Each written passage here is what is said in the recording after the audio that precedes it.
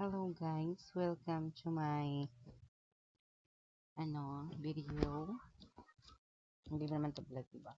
So ipapakita ko nga pala guys kung paano laruin ang apps na to at paano mag-registered.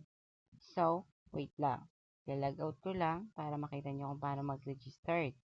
Ayan.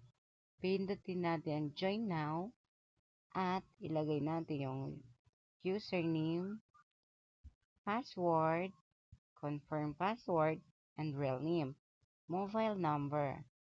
Ayan. Tapos, pindutin natin yung registered. And after that, pindutin natin ang login.